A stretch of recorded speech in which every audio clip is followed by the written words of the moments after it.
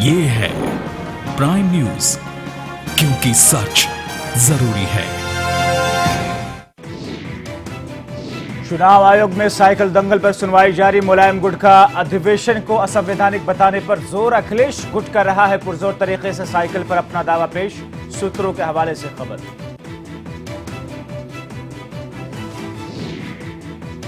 गांधी के चरखे पर पीएम मोदी की तस्वीर पर शुरू हुआ घमासान। बापू के परपोत्र तुषार गांधी का तंज कहा, बापू बोल दें केवीआईसी को राम राम। बीजेपी की सफाई, गांधी जी की जगह नहीं ले सकता कोई।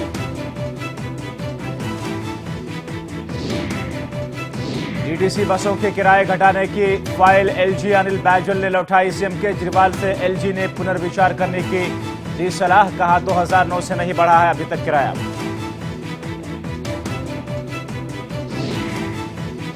विधानसभा चुनाव के पहले शामली के कैराने में अवैध फैक्ट्री का पर्दाफाश। छापेमारी में 600 पिस्टल सहित 2 लग्जरी गाड़ी हुई बरामद। पुलिस ने मौके से एक आरोपी को किया गिरफ्तार।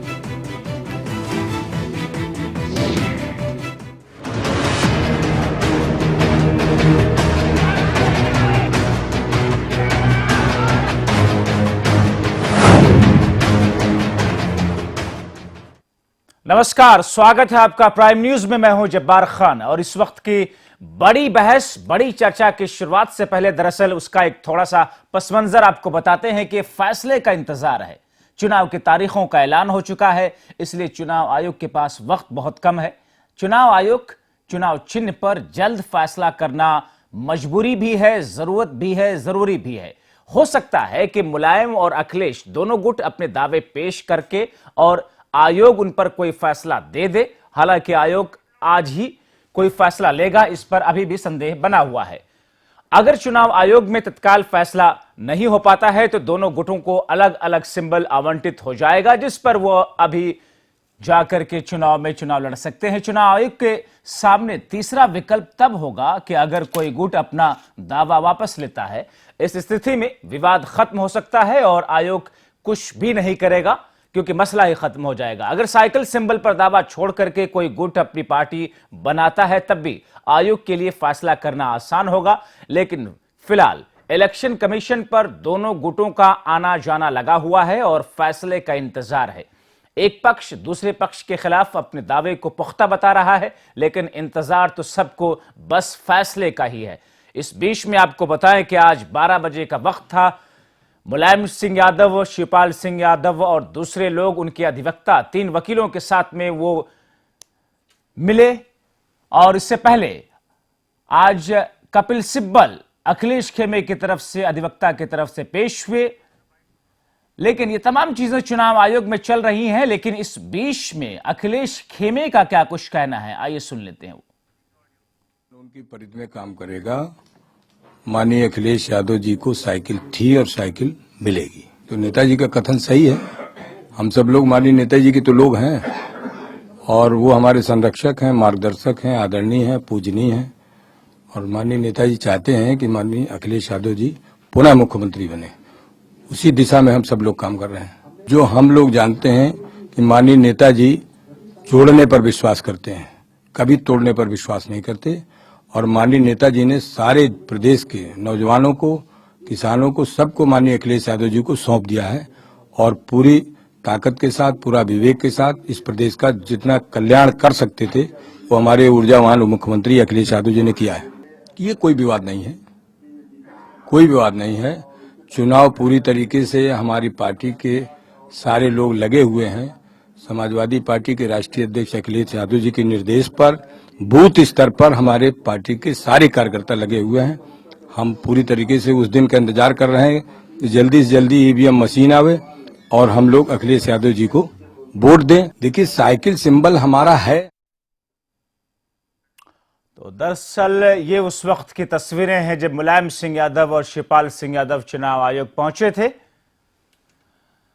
और कहीं ना कहीं दोनों गुट, दोनों खेमे इस बात को लेकर तत्पर हैं कि फैसला उन्हीं के हक में आए। एक इतिहास है समाजवादी पार्टी का, जो शायद आज चुनाव आयोग में नई पारी की शुरुआत करनी पड़ेगी। लेकिन 1 जनवरी को जब समाजवादी पार्टी ने एकजुट होकर ये फैसला लिया कि हमारे राष्ट्रीय अध्यक्ष माननीय मुख्यमंत्री अखिलेश यादव होंगे, क्योंकि उनके नेतृत्व में हम 2017 का चुनाव लड़ना चाहते थे और वो पिछले 4 महीने से वो सारी पार्टी कोशिश कर रही थी कि किसी तरह एकजुट होकर ये चुनाव लड़ा जाए। जो चीज नहीं होनी होती है उसको स्वीकार करके आगे बढ़ना चाहिए। मुझे आशा है कि नेताजी का आशीर्वाद जरूर हमारे साथ, सक्रिय आशीर्वाद रहेगा और समाजवादी पार्टी की और उनकी जो विचारधारा है, उनके काम है, उसी को लेकर हम आज तक आगे बढ़े। माननीय मुख्यमंत्री अखिलेश यादव आगे बढ़े हैं और उसी को लेकर हम और आगे बढ़ते रहेंगे। हाँ, प्रश्न यही है कि वो वैध है या अवैध है और उसी पर नेताजी ने प्रत्यावेदन दिया है चुनाव आयोग में। हमारे तरफ से, माननीय मुख्यमंत्री की तरफ से भी उस प्रत्यावेदन का जवाब दिया है, अपना पक्ष रखा गया है कि उनको राष्ट्रीय अध्यक्ष किस तरह चुना गया। निर्णय चुनाव आयोग एक स्वतंत्र आयोग है, निर्णय वो सारे पक्षों को देखकर लेगा और हम भी निर्णय का इंतजार। तो समाजवादी पार्टी की और अखिलेश खेमे के प्रवक्ता जूही समाजवादी पार्टी के नेता ये थी जिनके आप बयान सुन रहे थे। दरअसल दोनों खेमे इस बात को लेकर के अब कहीं ना कहीं आश्वस्त नजर आ रहे हैं कि चुनाव आयोग उन्हीं के हक में फैसला करेगा। एक खेमे के पास में संविधान की दुहाई है तो दूसरे खेमे की तरफ पार्टी के नेताओं का, कार्यकर्ताओं का समर्थन है। देखना बहुत महत्वपूर्ण होगा कि चुनाव आयोग की नजर में पार्टी का संविधान किस तरीके से भारी पड़ता है, उसमें कहां कोताही या कमी रह जाती है प्रूफ करने में अखिलेश खेमे की तरफ से, या फिर पार्टी के समर्थकों, कार्यकर्ताओं और नेताओं का समर्थन कितना ज्यादा इस बात का वैल्यू होगा चुनाव आयोग में कि फैसला इनके हक में आएगा। और इन्हीं तमाम पहलुओं के साथ चर्चा की तरफ हम बढ़ रहे हैं और हर उस पहलू को समझने की कोशिश करेंगे। हमारे साथ एक पूरा पैनल इस वक्त मौजूद है।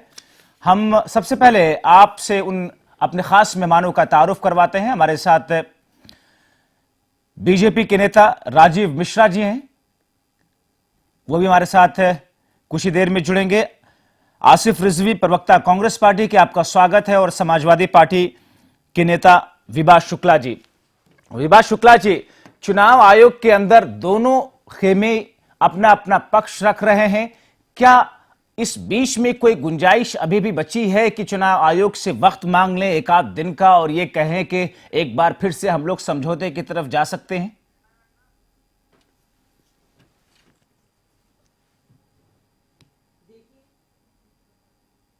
और हम लोगों के हमेशा आशा जगी रहती है। हम हमेशा ये चाहते हैं कि माननीय नेताजी जो हैं एक जरूर ऐसा रास्ता निकालेंगे और मुख्यमंत्री जी की हम लोग साथ मिलकर चुनाव लड़े, तो इसकी पूरी संभावना अभी भी बाकी है। इसमें कोई शक की बात नहीं है कि कभी भी नेताजी भी एक बहुत बड़े मजे राजनीतिक हैं और वो एक बीच का रास्ता निकाल के जो है पूरी समाजवादी पार्टी एक साथ जो है एकजुट मिलकर चुनाव लड़ सकती है। लेकिन अगर बीच का रास्ता निकालना था तो पार्टी मुलायम सिंह यादव अपनी तरफ से 3 वकीलों को लेकर के गए हुए हैं चुनाव आयोग, फिर इसका मतलब क्या समझा जाए?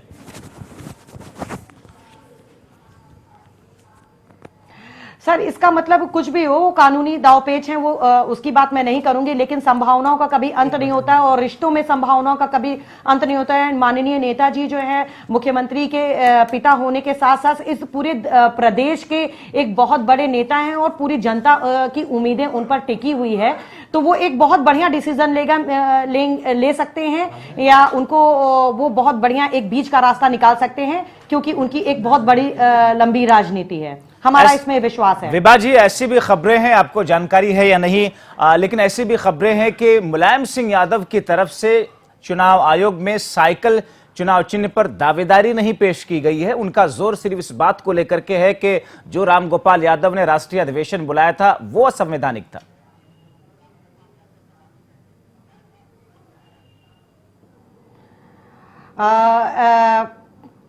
असंवैधानिक या संवैधानिक कितना कानूनी है, मैं इतनी बड़ी मुझे ज्यादा जानकारी नहीं, लेकिन माननीय नेताजी का आशीर्वाद और पूरी जनता का समर्थन और संगठन का पूरा समर्थन मुख्यमंत्री जी के साथ है और पूरे समर्थन के साथ ही उनको राष्ट्रीय अध्यक्ष चुना गया है। तो ऐसे में क्या अभी भी जो एक वक्त था कि 2 हफ्ते पहले 3 हफ्ते पहले ऐसा लग रहा था कि दोनों खेमा बिल्कुल अलग अलग हो चुका है और खुल करके एक दूसरे के सामने खड़े हो रहे थे, अखिलेश यादव के समर्थक खुल करके अखिलेश यादव के साथ खड़े थे, नारेबाजी कर रहे थे, मुलायम सिंह यादव के समर्थक खुल करके उनके साथ खड़े हुए थे।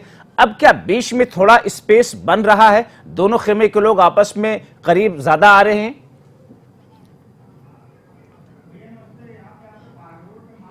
सर देखिए, ये भारत है और जनता को अपनी बात कहने का और हर एक व्यक्ति को घर में भी अपनी बात कहने का अधिकार है। तो दोनों तरफ के लोगों ने, दोनों तरफ की विचारधाराओं के लोगों ने अपनी बात आराम से रखी है और मुझे लगता है कि इसमें बीच का रास्ता बिल्कुल निकल के आएगा और जब बीच का रास्ता निकल के आएगा वो डेफिनेटली जनता के हित में होगा और प्रदेश के हित में होगा। चलिए ठीक है, आप किसी बात पर खुल करके जवाब नहीं देने की कंडीशन में है, लेकिन इतना तो कह सकती हैं कि अगर चुनाव के अंदर दोनों खेमे अलग अलग गुट के साथ और अलग अलग सिंबल के साथ चुनाव में जाते हैं, ज्यादा नुकसान किसका होगा, अखिलेश खेमे का या मुलायम सिंह यादव खेमे का?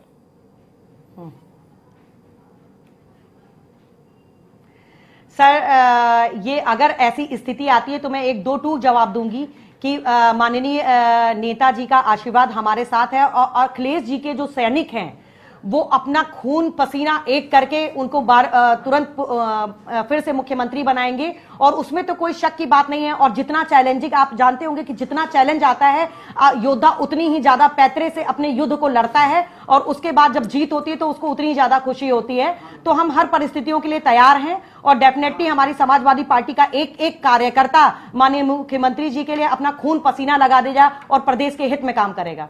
प्रदेश के हित में काम करने की बातें ठीक है, लेकिन अभी स्थिति तो ऐसी बनी हुई है कि पिता और पुत्र के बीच की खाई पड़ती हुई नजर नहीं आ रही है और ऐसे में कहीं ना कहीं शिवपाल सिंह यादव और अमर सिंह एक तरफ है, दूसरी तरफ नरेश अग्रवाल और रामगोपाल यादव। पिता पुत्र के बीच में अगर सब चीजें ठीक भी हो जाएं तो क्या ये चारों लोग जो दो लोग दोनों खेमे में हैं, चीजें ठीक होकर के आपस में ये लोग भी मिल सकते हैं सही तरीके से?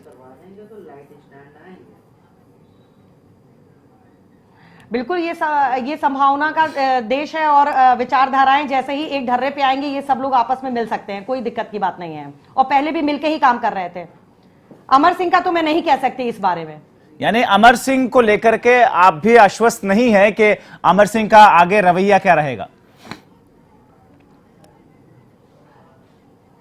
जी, इसमें मैं कुछ नहीं बोल सकती।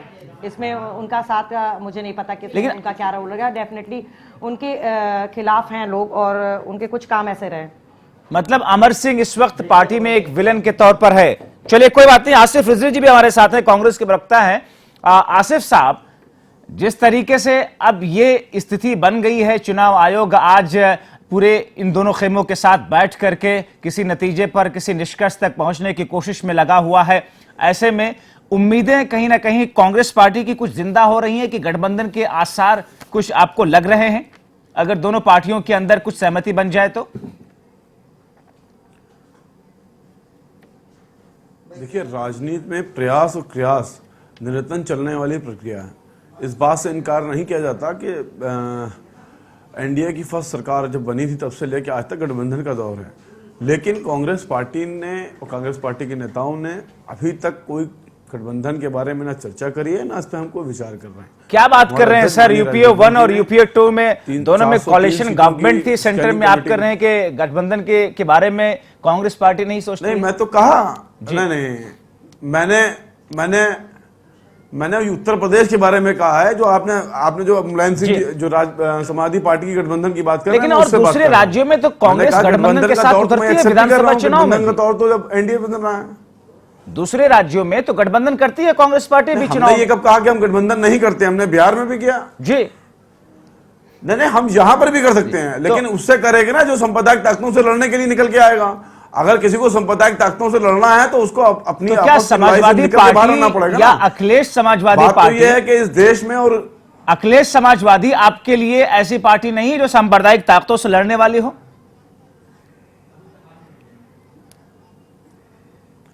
देखिए, हमने 403 सीटों पे अपने प्रत्याशियों के लिए उम्मीदवारों की इसका फैसला हमारा जो है राष्ट्रीय नेतृत्व करेगा। इसका फैसला हमारा राष्ट्रीय नेतृत्व करेगा और हमारे प्रदेश अध्यक्ष राष्ट्रीय नेतृत्व के टच में है। मुझे लगता है आज से कल तक जो होना है वो डिसाइड हो जाएगा। आज से कल तक में तस्वीर साफ हो जाएगी, यानी कि कहीं ना कहीं इंतजार है कि चुनाव आयोग में किस किस्म के फैसले लेता है। क्या दोनों खेमे एक साथ आते हैं या अलग अलग चुनाव में जाते हैं? कांग्रेस को भी तो इंतजार होगा। नहीं, कांग्रेस के लिए कोई इंतजार की बात नहीं। हमने पहले ही कहा कि उत्तर प्रदेश की जितने भी कार्यकर्ता हैं, उत्तर प्रदेश की कांग्रेस पार्टी की सेना, उसके सिपाही सब चुनाव लड़ने के लिए पूरी तरह से तैयार हैं। हम 403 सीटों पे अपने कैंडिडेटों की स्कैनिंग कमेटी बना के राष्ट्रीय नेतृत्व को दे चुके हैं। जहां से राष्ट्रीय नेतृत्व हमें जो है झंडी दिखाएगा, हम चुनाव मैदान में होंगे। लेकिन सांप्रदायिक ताकतों से लड़ने के लिए अगर राष्ट्रीय नेतृत्व किसी बात के लिए सोच रहा है तो हम उसके साथ खड़े हैं, क्योंकि देश भी आज सोच रहा है। आप देख लीजिए, चाहे हरियाणा हो, चाहे नोटबंदी के नाम पे 300-400 लोगों की हत्या हो, आज देश को उससे तो बचाना ही है। पूरा हरियाणा जल गया, पूरा कश्मीर जल गया। इसी बीच में राजीव मिश्रा जी हमारे साथ जुड़ चुके हैं, बीजेपी के नेता है राजीव मिश्रा जी, स्वागत है आपका। और कांग्रेस के आपके पैनलिस्ट का एलिगेशन है कि बीजेपी जैसी सांप्रदायिक ताकतों को रोकने के लिए उत्तर प्रदेश में हम सेकुलर फोर्सेस के साथ खड़े होकर के चुनाव में जा सकते हैं।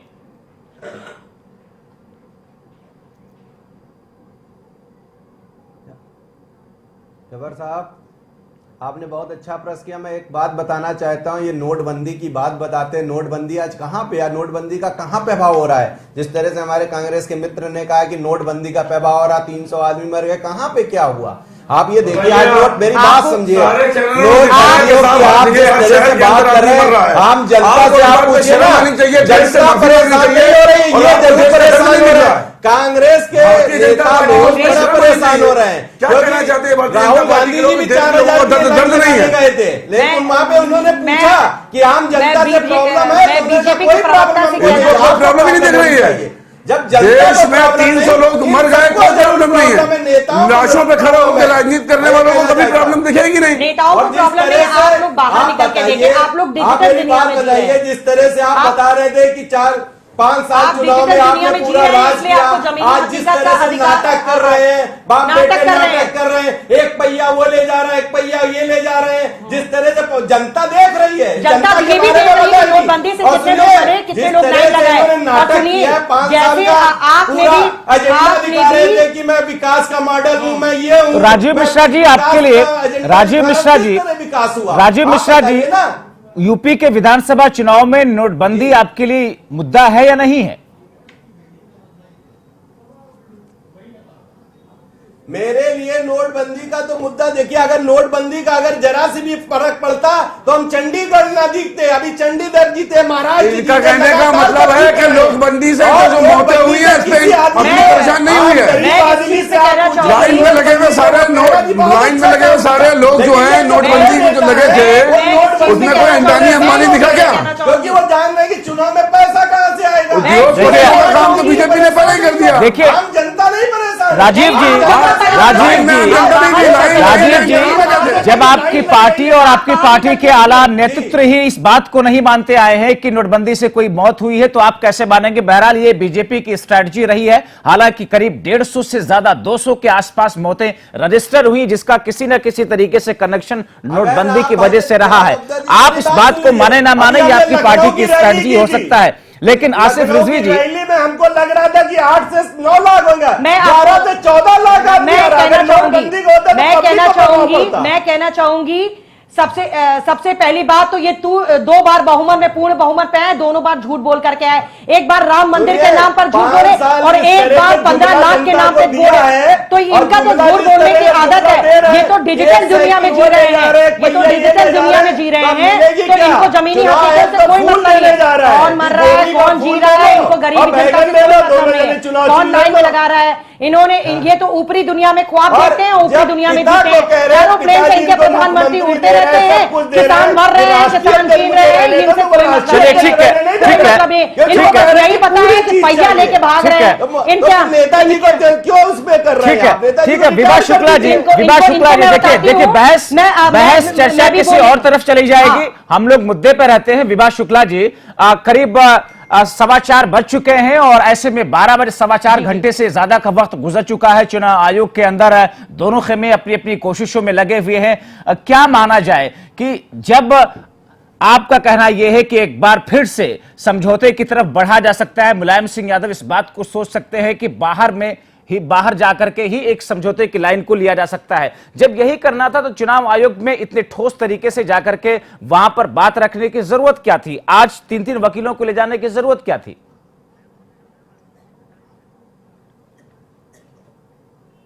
देखिए, मैं ये कहना चाहूंगी कि परिवार और देश और प्रदेश में यदि कोई चीज संभावनाएं हैं तो उसको हमेशा से लागू रखना चाहिए। ठीक है विभा जी, आपके पास आएंगे। आप संभावनाओं की बात कर रही है, लेकिन इससे पहले और हमें आपके पास में क्या संभावनाएं हैं, कितनी संभावनाएं हैं, उन संभावनाओं को किस तरीके से देखा जा रहा है, उस पर हम विस्तार से चर्चा करेंगे। लेकिन निर्वाचन आयोग के बाहर से हमारे संवाददाता सैयद मुबश्शिर इस वक्त जुड़ चुके हैं। मुबश्शिर, करीब 4.25 से 4.5 घंटे होने को हैं। इस बीच में क्या कोई डेवलपमेंट आया चुनाव आयोग के अंदर से? क्या कुछ चल रहा है? अभी खबरें क्या मिल पा रही हैं? देखिए जब्बार, अभी जब फर्स्ट हाफ की अगर हम बात करें, जो लंच से पहले था, जब 2:15 बजे के आसपास मुलायम सिंह यादव का खेमा बाहर निकला, उसके बाद अखिलेश यादव का खेमा बाहर निकला, वो दोनों लोग गए थे। हमारी जब नरेश अग्रवाल और दूसरे नेताओं से बात हुई तो उन्होंने कहा कि चुनाव आयोग एक एक आदमी का पक्ष अभी रख रहा है, एक एक आदमी की बात सुन रहा है, तो अभी थोड़ा सा वक्त लगेगा चीजें निकलकर सामने आने, क्या फैसला है। तो खबरें यह भी निकल के आ रही थी कहीं दोनों लोगों ने एक वक्त मांगा है कि हम हो सकता है शायद आपसी सहमति। लेकिन सबसे बड़ा सवाल यह खड़ा होता है जब्बार कि आखिर अब इस समय आकर, ऐसे समय पर आकर अभी तक फैसले की बात की जा रही है। अगर फैसले की, जैसे आपने पहले भी बताया हमारे पैनल पे, जाहिर तौर पर मुबश्शिर ये सवाल उठता है कि अब आकर के एक बार फिर से समझौते के लिए वक्त मांगने का क्या तुक है? क्यों इतने दिनों से पार्टी को, प्रदेश के लोगों को, कार्यकर्ताओं को उलझाए रखा? और क्या मुबश्शिर इस बीच में क्या कुछ जानकारी मिल पा रही है कि अखिलेश खेमे की तरफ से कपिल सिब्बल ने क्या क्या दावेदारी पेश की, मुलायम सिंह यादव की तरफ से किन किन चीजों को लेकर के दावेदारी पेश किया गया? देखिए जब्बार, सबसे पहले हम अखिलेश यादव के खेमे की बात करते हैं तो कपिल सिब्बल उनका पक्ष रखा और साफ तौर कहा कि जो पहली बात थी, जिस बात को लेकर पूरे उत्साह में अखिलेश यादव का खेमा नजर आया, चाहे वो रामगोपाल यादव हो, चाहे उनके बेटे अक्षय यादव हो, चाहे सुरेंद्र नागर हो या जावेद अली हो, और जितने भी नेता अखिलेश यादव के खेमे की तरफ से चुनाव आयोग आज पहुंचे थे, वो सभी लोग थोड़ा सा उत्साह से दिखे, अपने आप को बड़े मजबूत एक कह सकते हैं सिचुएशन में नजर आए। तो कहीं ना कहीं जो एक बॉडी लैंग्वेज होती है, जो चेहरे के से पता चल जाता है कि इंसान किस वे में जा रहा है, किस तरीके से चीजें निकलकर सामने आ रही है। तो कहीं ना कहीं जो चेहरे से झलक रहा था उनसे कि वो अपने आप में बहुत मजबूत हैं। हो सकता है इलेक्शन कमीशन, चुनाव आयोग उनके पक्ष में फैसला दे दे, क्योंकि जिस तरीके से पूरे बहुमत के साथ पूरा हलफनामा दायर किया गया चुनाव आयोग में, तो उत्साह की कमी अभी फिलहाल अखिलेश यादव खेमे में नहीं है। दूसरी तरफ चुनाव आयोग की बात करें, अगर हम, चुनाव आयोग अभी दोनों पक्षों की बात सुन रहा है। 3 बजे दोबारा से मुलायम सिंह यादव समेत सभी बड़े नेता पहुंचे, अखिलेश यादव के खेमे से सभी नेता पहुंचे। अभी नरेश अग्रवाल कुछ देर पहले ही यहां पहुंचे। नरेश अग्रवाल से हमारी बात हुई, उन्होंने कहा कि अभी दोबारा हमको बुलाया गया था, दोबारा एक एक आदमी के हिस्से बात की जा रही है, एक एक पक्ष से बात की जा रही है, अलग अलग तरीके से बात की जा रही है, अलग अलग बिठाल के बात की जा रही है। शायद ये भी खबरें निकल कर आ रही है कि इलेक्शन कमीशन भी ये चाहता है कि इन लोगों की आपसी सुलह हो जाए, उसके बाद इलेक्शन का, अगर ये चीजें नहीं हो पाती है तो इलेक्शन कमीशन उसके बाद कोई फैसला करे। तो चलिए मुबश्शिर, आप इन तमाम चीजों पर निगाह बनाए रखें। फिलहाल इन तमाम जानकारी के लिए आपका बहुत शुक्रिया। तो दिल्ली से सैयद मुबश्शिर हमारे साथ जुड़ करके चुनाव आयोग के बाहर से उन तमाम परतों को हटाने की कोशिश कर रहे थे जो कि इस वक्त धुंधली पड़ी हुई हैं चुनाव आयोग के अंदर। एक बार फिर से, चूंकि चर्चा बिल्कुल आखिरी वक्त में है, हम बात कर रहे थे समाजवादी पार्टी के नेता विभा शुक्ला से। विभा शुक्ला जी, जैसा कि अभी हमारे संवाददाता ने भी बताया कि एक बार फिर से माना ऐसा जा रहा है कि मुलायम सिंह यादव एक चांस ले सकते हैं, एक चांस लेकर के आपसी सहमति बनाने की एक और कोशिश हो सकती है। हालांकि कल पूरा दिन भी आपसी सहमति बनाने की कोशिशों में निकल गया।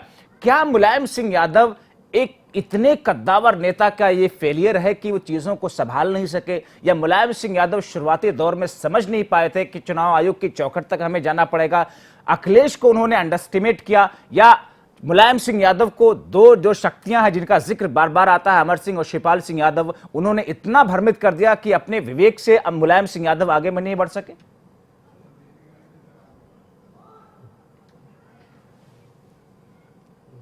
नहीं, मैं कहूंगी कि नेताजी का जो भी डिसीजन है सर्वमान्य है। नेताजी ने जो भी किया मैं उसको बिल्कुल मतलब काटना नहीं चाहूंगी, लेकिन हम हमेशा से संभावना नेताजी को एक साथ मिलकर चुनाव लड़ना चाहते हैं, नेताजी के आशीर्वाद से चुनाव लड़ना चाहते हैं और माननीय मुख्यमंत्री जी ने पूरी संभावनाएं और नेताजी भी चाह रहे हैं कि हम सब लोग एकजुट होकर चुनाव लड़ें। कुछ छोटे मोटे राजनीतिक बिंदु हैं, इसमें बापे और बेटा और बाप की लड़ाई नहीं, इसमें एक नेता की नेता से लड़ाई है जो कुछ बिंदु पे वो सिर्फ न सिर्फ चुनाव आयोग में है बल्कि देश प्रदेश के एक एक शख्स के सामने स्थिति है।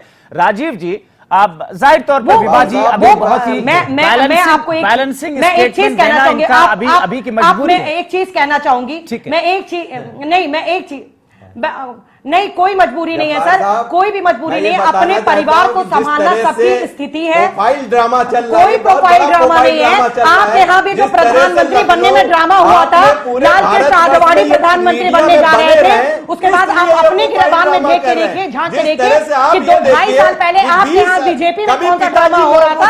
आपके यहाँ के शीर्ष नेतृत्व आपके नेताओं को निकाल के देख रहे थे। आप उस चीज को भी ध्यान करिए, उसको भी ध्यान के देखिए, उसको ध्यान से देखिए।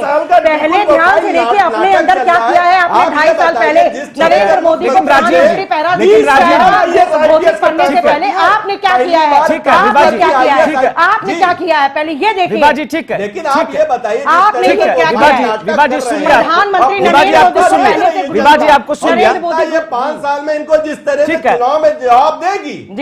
ठीक है राजीव जी अभी हमारे पास कांग्रेस के प्रवक्ता, उनसे एक आखिरी सवाल लेना है, लेकिन उससे पहले आ रहे हैं आपके पास आ रहे हैं। राजीव जी, सवाल यह है कि अभी विभाजी ने एक सवाल उठाया कि आप अपनी पार्टी की तरह से हमारी पार्टी को क्यों देख रहे हैं। आपने उनका मकसद था कहने का कि लालकृष्ण आडवाणी जी को आपने बिल्कुल साइडलाइन कर दिया। मोदी जी आए उसके बाद से तमाम बुजुर्ग नेताओं को साइडलाइन करके उनको बड़े फंक्शंस में, बड़े पार्टी के कार्यक्रम में बुलाया तक नहीं जाता है, बोलने का मौका तक नहीं दिया जाता है। ये चीज तो आपकी पार्टी के साथ भी हो रहा है। हाँ, बैनर पे पोस्टर नहीं लगाए जाते। सुन लीजिए, नहीं, अब बहुत अच्छी जब्बार साहब आपने बात कही। हमारे नेताओं की जहां भी पोस्टर लगते हैं बिल्कुल लगता है। ये कह रही पोस्टर होल्डिंग नहीं लग रही, आडवाणी जी के बिना अभी राष्ट्रीय कार्यक्रम उस जगह भी वो मंच पे बैठे थे। ऐसा नहीं कि भारतीय जनता पार्टी। चलिए राजीव जी स्थिति आपकी भी कुछ अलग नहीं है, विभाजी से बोलने की स्थिति में आप भी नहीं है, चलिए आसिफ रिजवी साहब अब तो प्रधानमंत्री क्यों नहीं, आसिफ रिजवी साहब लास्ट कंक्लूडिंग रिमार्क के तौर पर अब तो आप लफ्ज खोल दीजिए, अब तो कुछ कह दीजिए कि हाँ गठबंधन में हम जा सकते हैं समाजवादी पार्टी के साथ में, अखिलेश गुट के साथ में। को उन्होंने 0 कर दिया। आप ये बताइए, चश्मा लगा रखा है, बीजेपी के पास कुछ नहीं है दंगे कराने के अलावा। उधारू है और गुंडई की हालत ये है कि पार्लियामेंट चलने नहीं देते और डिबेट होने नहीं देते। भारतीय जनता पार्टी की उड़नता देखना है आपको तो आप इस डिबेट में देख लीजिए। चलिए ठीक है, आप तीनों मेहमानों का इस बहस में, इस चर्चा में जुड़ने के लिए बहुत शुक्रिया। स्थिति वही के वही है। एक बार फिर से माना ऐसा जा रहा है कि क्योंकि मुलायम सिंह यादव ने साइकिल चुनाव चिन्ह पर दावेदारी पेश नहीं की है, ऐसा प्राइम न्यूज के सूत्रों को खबरें मिली है। देखना अहम होगा कि क्या एक बार फिर से एक चांस मुलायम सिंह यादव चुनाव आयोग के बाहर समझौते का लेते हैं। इंतजार रहेगा हमें। फिलहाल अभी के लिए इस चर्चा में इतना ही। नमस्कार।